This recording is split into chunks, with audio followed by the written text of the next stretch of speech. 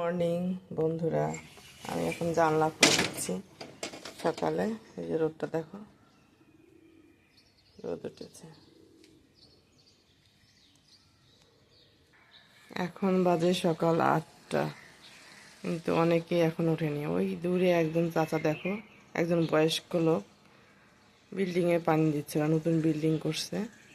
আসলে আমি দেখতেছি আগের লোকগুলো তত্ত্বজা আছে, কারণ তাদের খাওয়া দাওয়া ভালো ছিল সেই সময়। আর এখন তো আমরা সব ভেজাল খাচ্ছি।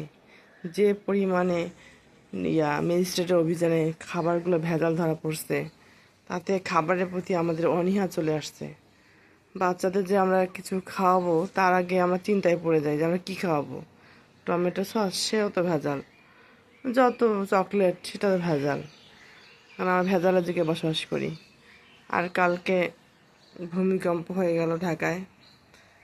আল্লাহ ওই রকম ভূমিকম্প যেন আর না হয়, দোয়া করি সবাই আমরা। ওরকম ভূমিকম্প হলে আমার ঢাকার অর্ধেক লোক শেষ হয়ে যাবে।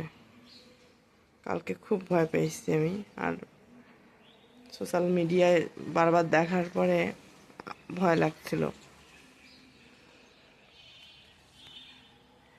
আমি কিন্তু এই যে জিরা ধনিয়া শুকিয়ে রোদে ভালো করে তারপরে গুঁড়া করে নিই।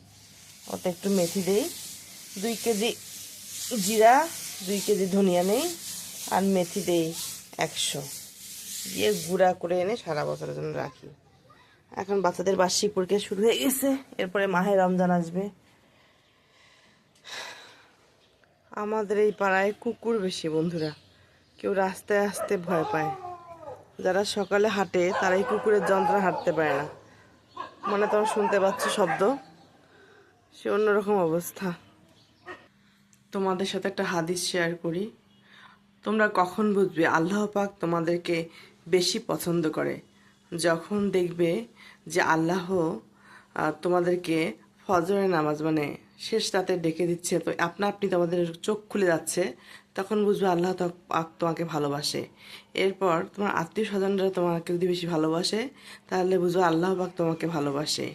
আর একটা হলো, আল্লাহ যদি বিপদ দেয় আর তুমি যদি বিপদে ধৈর্য ধারণ করো, বারবার বিপদ দেয়, তাহলে বুঝো আল্লাহ তোমার পরীক্ষা নিচ্ছে, কারণ আল্লাহ তোমাকে ভালোবাসার জন্য আল্লাহ তোমার পরীক্ষা নিচ্ছে। আমিন।